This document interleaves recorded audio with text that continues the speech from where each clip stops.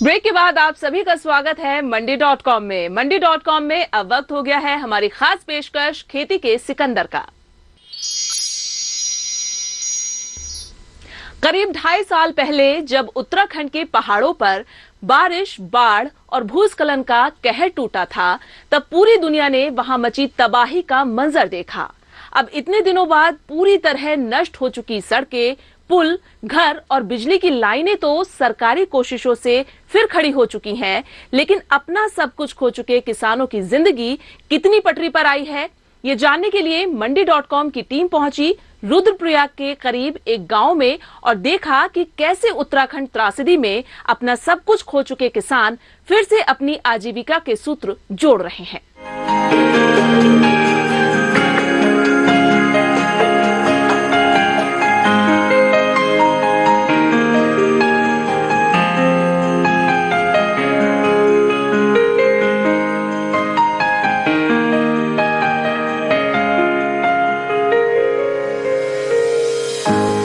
केदार घाटी में बसा ये बड़ासू गांव है, जहां ठीक बगल से मंदाकिनी नदी बहती है। 2013 में जब केदारनाथ की तबाही आई थी, तब इस गांव पर भी उसका असर पड़ा था और इस गांव की अर्थव्यवस्था की जो अहम कड़ी है, यहाँ के पशु, वो सब उस तबाही में बह गए थे। लेकिन उसके तुरंत बाद देवभूमि एफपीओ ने एक महत्वपूर्ण पहल की, जिसके तहत इस गांव के लोगों ने गायों और भैंसों को पालना शुरू किया और उसने यहाँ की अर्थव्यवस्था और उनकी आजीविका को एक नया सहारा दिया।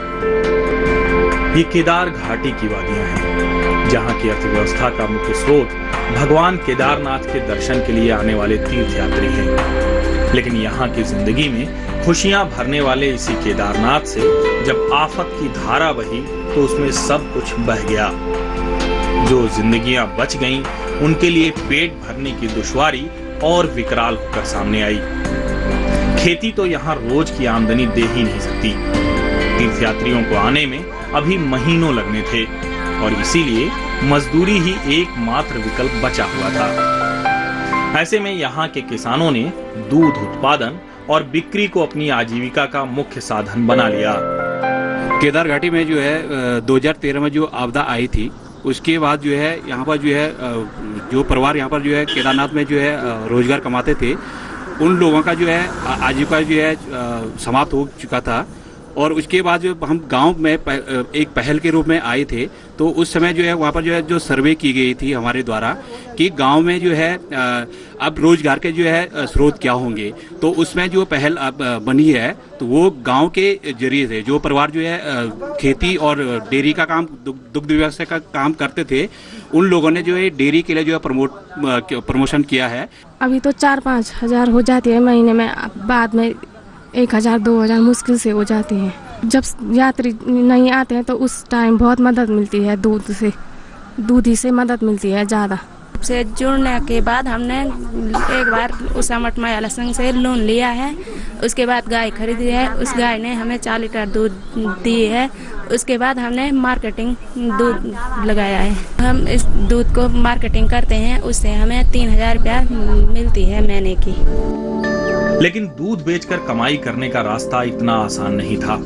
स्थानीय तौर पर कोई बाजार नहीं था, जिसके कारण गांव के किसानों को गौरी कुंड तक जाना पड़ता था। इसके बाद भी अच्छा भाव मिल पाने और पूरा माल बिकने की कोई गारंटी नहीं थी। ऐसे में इन किसानों की मदद के लिए देवभूमि नेचुरल प्रोडक्ट्स प्रोड्यूसर कंपनी सामने आई। मुख्यतः ग्रामीण उत्पादक महिलाओं की भागीदारी वाली इस कंपनी ने इस गांव के दूध उत्पादकों के लिए गांव में ही संग्रहण केंद्र खोल दिए और यहीं से उनका दूध खरीदने का भरोसा दे दिया। पहले से हम दूध बेचते थे गौरी कुंड में, वहाँ बेचने में बहुत खर्चा आता था, तो यहाँ गुरु में जुड़ने में यहाँ गरीब में बहुत फायदा है। ये दूध अच्छा बिकता है, मार्केटिंग अच्छा है। जब एक बार गांव में दूध अतिरिक्त आमदनी का स्रोत बना, तो कई परिवारों ने या तो नई गाय भैंसें खरीद ली या फिर पहले से मौजूद दुधारू मवेशियों की संख्या बढ़ा ली। रोजाना सुबह किसी एक किसान के घर ये सभी उत्पादक अपना दूध इकट्ठा करते हैं और फिर वहीं गांव के बाहर खड़ी फ्रीजर वाली गाड़ी में इसे भर दिया जाता है, जहां से ये रुद्रप्रयाग, गुप्तकाशी और देहरादून तक पहुंचता है। फिलहाल देवभूमि किसान कंपनी उत्पादकों से खरीदा गया करीब 90% दूध सीधे ग्राहकों को ही बेचती है। अभी तो दूध की पूरी मार्केटिंग दूध के तौर पर ही की जा रही है, लेकिन देवभूमि उत्पादक कंपनी का कहना है कि एक बार सारी मांग पूरी होने के बाद दुग्ध उत्पादों को भी प्रोडक्ट पोर्टफोलियो में शामिल किया जा सकता है। उत्पादन बढ़ाने और ज्यादा से ज्यादा किसानों को दूध उत्पादन की प्रक्रिया से जोड़ने के लिए देवभूमि कंपनी को गैर सरकारी संस्था एटी इंडिया की भी मदद मिल रही है। बढ़ी हुई मांग पूरा करने के लिए कंपनी उत्पादकों को प्रशिक्षण देने के अलावा उन्नत किस्म के पशुधन और चारा उपलब्ध कराने पर भी ध्यान दे रही है। जो इसको शुरू किया था वो BDS के मॉडल पे किया था, बिजनेस डेवलपमेंट सर्विस मॉडल पे। उसमें क्या करते हैं कि पहले ग्रुप बनाते हैं, फिर ग्रुप बना करके इनको इनपुट सर्विसेज देते हैं। इनपुट सर्विसेज वो होती हैं जो प्रोडक्शन को बढ़ा देती हैं। जैसे आप देखेंगे इसमें फॉडर जो है बहुत ही क्रिटिकल सर्विस है डेयरी सेक्टर के लिए। आर्टिफिशियल इंसेमिनेशन जो ब्रीड इंप्रूवमेंट के लिए है वो बहुत ही क्रिटिकल सर्विसेज है। और कंपोस्टिंग टेक्नोलॉजी है, इसमें कैटल फीड सर्विसेज है। तो ये सारी की सारी सर्विसेज हमने सेटअप करके फिर उनको जो है जो मॉडर्न एनिमल हस्बेंड्री है या जो इम्प्रूव्ड एनिमल हस्बेंड्री प्रैक्टिसेस है उनसे उनको अवगत कराए कि पशुपालन कैसे किया जा सकता है, उसके स्वास्थ्य की देखभाल कैसे किया जा सकता है। ट्रेनिंग में घास लाने के लिए बताया, उन लोगों ने गाय खरीद के दिया मेरे को। गाय खरीदने के लिए कहा कि गाय खरीदो, हम दूध तुम्हारे यहाँ इस संस्थे से जुड़े से तुम्हारा दूध लगाएंगे। मैंने गाय खरीदी, उन लोगों ने मेरे को थोड़ा बहुत दाना दिया, चारा ना बनाने के लिए कहा, घास गौशाला बनाई। तब उससे मेरा, जब से मैं इस संस्थे से जुड़ा तब से मेरा को कुछ भी फायदा हो गया।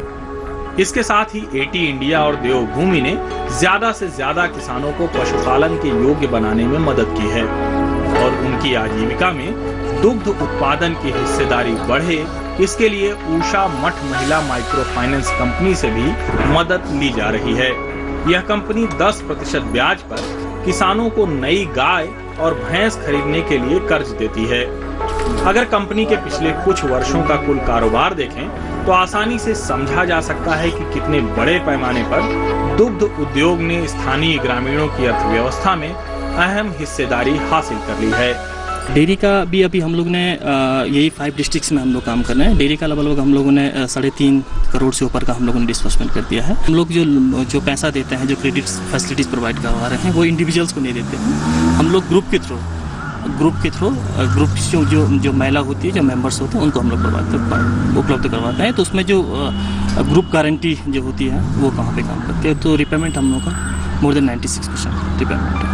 पिछले साल फरवरी में शुरू हुआ एटी इंडिया और देवभूमि उत्पादक कंपनी का ये प्रयास उत्तराखंड के 5 जिलों रुद्रप्रयाग, चमोली, उत्तरकाशी, टिहरी और पौड़ी के करीब 450 गांवों के लगभग 6,500 दूध उत्पादकों को अपने साथ जोड़े हुए है, जिनसे रोजाना 17,000 लीटर से ज्यादा दूध का उत्पादन होता है। हालांकि फिलहाल इसके केवल आधे की ही मार्केटिंग हो पा रही है, लेकिन संस्था का दावा है कि इस पहल ने उत्तराखंड के इन 5 जिलों की अर्थव्यवस्था और पर्यावरण संरक्षण में महत्वपूर्ण भूमिका निभाई है। जैसे आर्टिफिशियल इंसेमिनेशन हैं और ब्रीड इंप्रूवमेंट सर्विसेज हैं, कैटल फीड हैं, ये सारी की सारी सर्विसेज हम लोग इनको प्रोवाइड करवा रहे हैं। लेकिन जितने भी काम है, अगर आप देखें बी कीपिंग का देखें या आप डेयरी का काम देखें, तो वो पूरा का पूरा जो है कंजर्वेशन को फोकस करता है कि जंगलों पे दबाव कम पड़े, महिलाओं का कार्यबोझ कम पड़े और लोगों की इनकम बढ़े। देवभूमि उत्पादक कंपनी इन किसान उत्पादकों से 25 रुपए लीटर पर दूध की खरीद करती है और गांव का जो उत्पादक सारे दूध को इकट्ठा कर गाड़ी तक पहुंचाता है, उसे प्रति लीटर 2.5 रुपए का कमीशन भी मिलता है। इसके बाद बाकी सारे खर्चे जोड़कर अंतिम तौर पर ग्राहक को इसे 35 रुपए लीटर पर बेचा जाता है। साफ है कि ये पूरा प्रयोग उत्पादकों और ग्राहकों दोनों के लिए फायदे का सौदा है और सबसे बड़ी बात यह है कि इसने इन महिला उत्पादकों को आमदनी का एक नया जरिया देकर सुनिश्चित किया है कि वे अपने परिवार के भरण पोषण में अपना सीधा योगदान दे सकें। गाय भैंसों के पालन पोषण से लेकर उनका दूध निकालने और उस दूध की मार्केटिंग करने तक की कुछ स्वयंसेवी संस्थाओं की ये पहल उत्तराखंड के 5 जिलों में हजारों परिवारों की अर्थव्यवस्था की नई रीढ़ बन रहा है। सबसे अच्छी बात यह है कि ये पहल इन परिवारों को अपनी जमीन से जुड़े रहकर अपनी आजीविका चलाने के लिए सशक्त कर रहा है। केदार घाटी से मंडी.com के लिए अनिल वत्स के साथ भुवन भास्कर।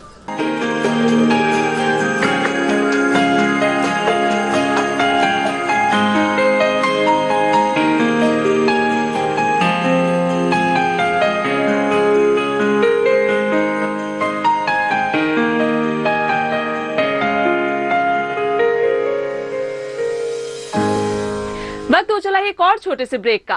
ब्रेक के बाद देखेंगे कृषि एवं किसान कल्याण मंत्री पक्का भरोसा दिला रहे हैं कि 5 साल बाद किसान की आमदनी दोगुनी हो जाएगी।